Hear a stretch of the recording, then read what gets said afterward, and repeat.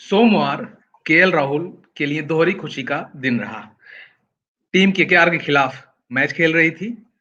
इसी दौरान उन्हें ऑस्ट्रेलियाई दौरे के लिए टीम इंडिया की सीमित ओवरों का उपकप्तान बना दिया गया। और अब बात करते हैं मैच की कि मैच में हुआ क्या। केकेआर ने जैसे तैसे 149 रनों का स्कोर खड़ा किया। जीत के लिए चाहिए थे 150 रन। इसके बाद उतरे क्रिस गेल, और क्रिस गेल ने मैच में खेल कर दिया, और यह खेल आईपीएल के प्लेऑफ में भी हो गया। नमस्कार, मैं हूं नित्यानंद पाठक और आप देख रहे हैं नवभारत टाइम्स ऑनलाइन। मेरे साथ हैं नवभारत टाइम्स के खेल संपादक संजीव कुमार जी।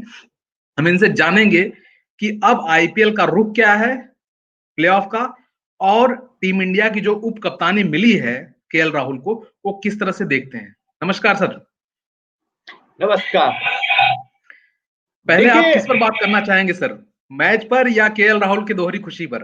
देखिए एक ही चीज है, केएल जी राहुल कप्तान के तौर पे मैच भी जीते और केएल राहुल भारतीय टीम में तो आना ही था उनको, बट ये जिम्मेदारी दी गई है। ये जी संकेत है कि जो चयन करता है, जो जो टीम इंडिया का जो थिंक टैंक है, वो इन पर एक तरह से रिलाई कर रहे हैं, भरोसा कर रहे हैं। विश्वास कर रहे क्या हैं। जी पता है फ्यूचर में इनको एज अ कैप्टन भी देख रहे हैं। अभी तो बहुत जल्दबाजी होगी क्योंकि अभी विराट कोहली उनसे 2-3 साल ही उम्र में बड़े हैं। जी तो रोहित शर्मा भी हैं, इंजर्ड होने की वजह से नहीं है, उन्हीं की जगह इनको बनाया गया है। तो ये कहना जल्द, लेकिन हाँ ऐसा है कि ये कैप्टन मटेरियल है, ये समझा जा रहा है और इसकी वजह भी है। अगर देखिए तो इस आईपीएल में उनकी टीम सबसे नीचे थी, सबसे जी नीचे ही पायदान पे चल रही टीम आज अब टॉप 4 में आ गई और लगातार 5 मैच जीतने के बाद। और इसमें एक और पहलू है कि टीम खराब खेल रही थी। ऐसे में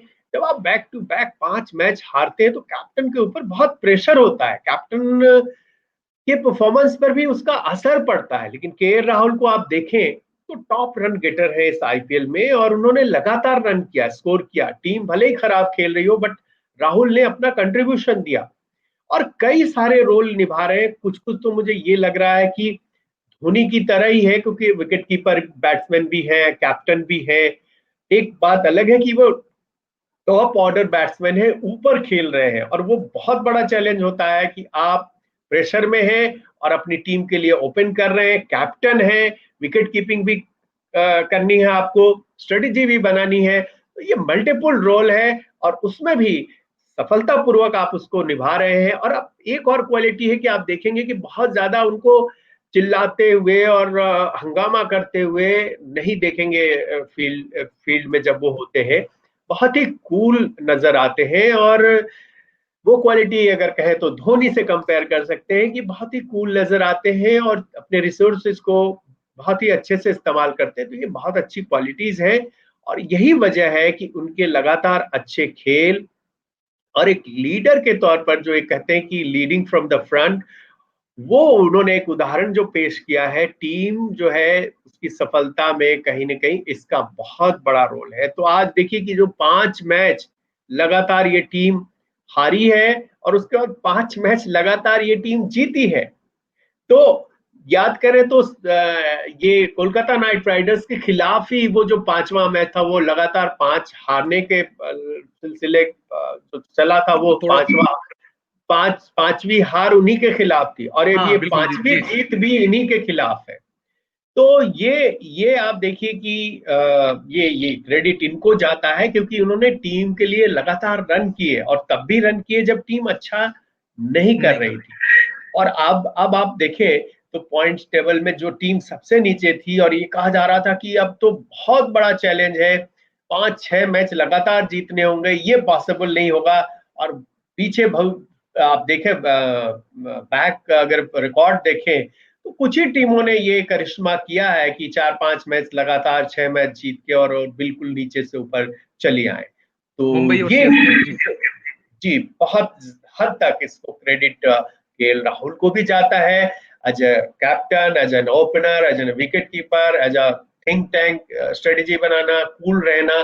तो ये राहुल के लिए भी खुशी की बात है और पंजाब के जो फैंस हैं उनके लिए भी खुशी की बात है। जी अब बात करेंगे मनदीप सिंह पर। मनदीप सिंह को मिडिल ऑर्डर में मौका मिला था शुरुआती मैचों में, लेकिन वो कुछ खास नहीं कर पाए थे। 3 दिन पहले उनके पिता की डेथ हुई, उसके बाद उन्हें मयंक अग्रवाल चूंकि चोटिल थे तो उन्हें ओपनिंग पर उतारा गया। उसके बाद उन्होंने जिस तरह का खेल, करिश्माई खेल दिखाया टीम के लिए, जिस धैर्य के साथ उन्होंने बैटिंग की, वो काबिले तारीफ है।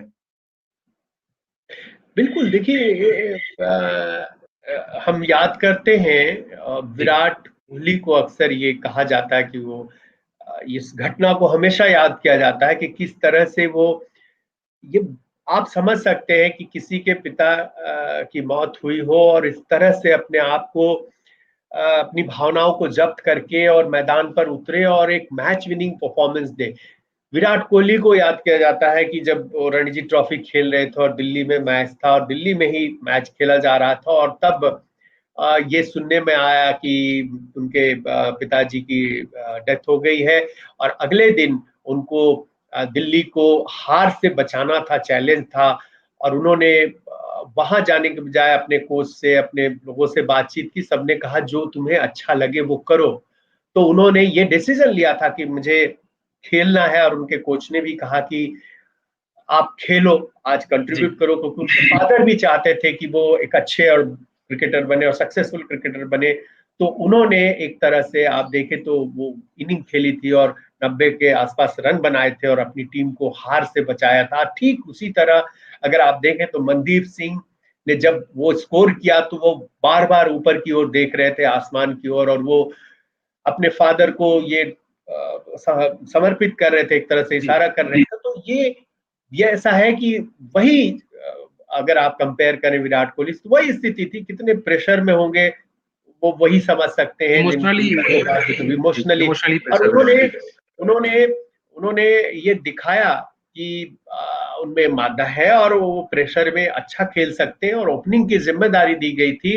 और केएल राहुल जब सामने एक इन फॉर्म बैट्समैन और आपका कैप्टन आउट हो जाए और टारगेट बहुत बड़ा नहीं था, रुकना था वहां पे, और बहुत हड़बड़ी उन्होंने नहीं दिखाई। शुरू में उनसे शॉट ठीक से नहीं लग पा रहे थे, कई वजह हो सकती हैं, लेकिन बाद में जब वो कनेक्ट करने लगे गेंद को तो उसके बाद से वो उन्होंने बहुत अच्छे अच्छे शॉट्स भी खेले और दबाव बनाया बैट्स बॉलर्स पे, फील्डर्स पे।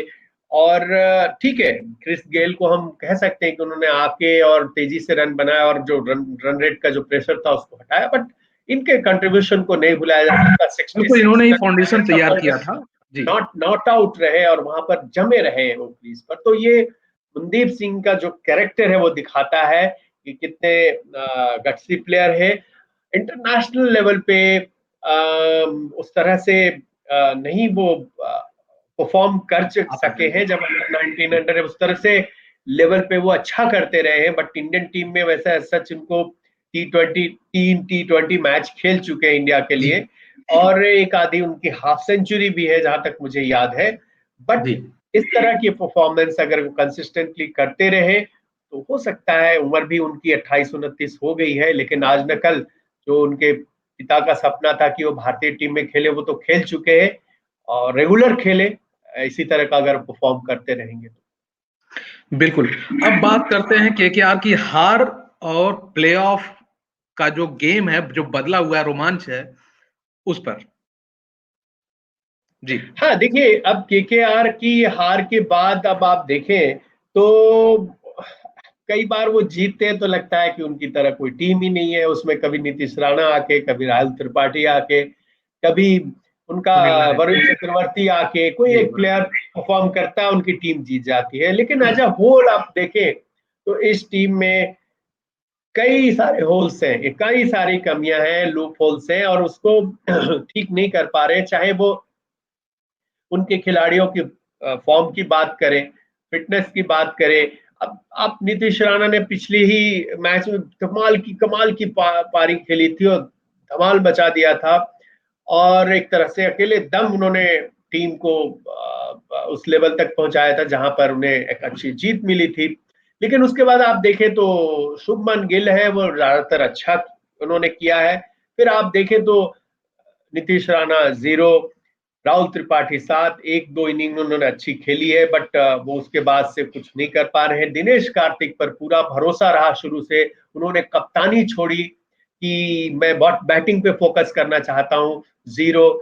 और उसके बाद आप अगर देखें तो नीचे भी आप सुनील नरेन और नागरकोटी और पैट कमिंस पे हर मैच में भरोसा नहीं कर सकते कि वो बड़ा स्कोर खड़ा करके देंगे। जी तो बैटिंग ऑर्डर इस तरह से हो और बॉलर्स एक मैच में वो ऐसे बॉलर्स नजर आए कि उनको खेलना मुश्किल हो जाए और अगले ही मैच में वो बहुत पिटने लगे, तो ये फिर कंसिस्टेंसी का अभाव है। प्लेयर्स पूरी तरह 100% नहीं दे पा रहे हैं, इसका खामियाजा भुगतना पड़ा। और यही वजह है कि अब आप देखिए तो किंग्स 11 पंजाब की टीम ने उनको हटा के अब चौथा स्थान हासिल कर लिया स्थान है। पा लिया है। 12 मैचों में 12 अंक है और इतने ही 12 मैचों में 12 अंक है केकेआर के। लेकिन ठीक है फिर फर्क थोड़ा ये है कि जो नेट रन रेट है -0.04 है किंग्स 11 पंजाब का और -0.4 है, तो मतलब बेहतर है किंग्स 11 पंजाब। अब दोनों के बीच जो होड़ है वो देखने वाली होगी। अगले 2 मैच बचे हैं दोनों के और चैलेंजेस तो बढ़ गए हैं। और यही नहीं, केकेआर के नीचे जो टीमें हैं लाइक राजस्थान रॉयल्स है, 12 मैचों में 10 अंक है, उनके 2 बाकी हैं। उसके नीचे एसआरएच की टीम है, उनके 11 मैचों में 8 अंक है, वो भी 14 तक पहुंच सकते हैं अगले 3 मैच जीतकर। तो चुनौतियां बढ़ गई हैं इस हार के बाद से, केकेआर की उम्मीदें बहुत कम हो गई हैं। जी अब खान की जो टीम है अब किंग बनेगी कि नहीं, लेकिन फिलहाल उसकी स्थिति तो किंग जैसी नहीं दिख रही। बिल्कुल सही कहा आपने कि जो है इस मैच में जो खेल किया है पंजाब ने, उसकी वजह से जो है अब प्लेऑफ का रोमांच बढ़ गया है। Kings 11 Punjab, Kolkata night Riders, Rajasthan Royals और सनराइज हैदराबाद, इन चारों टीमों में जो है होड़ लगी रहेगी एक स्थान के लिए। देखते हैं कौन बाजी मारता है आगे चलकर। आज के लिए इतना ही। आप देखते रहिए नवभारत टाइम्स ऑनलाइन। धन्यवाद।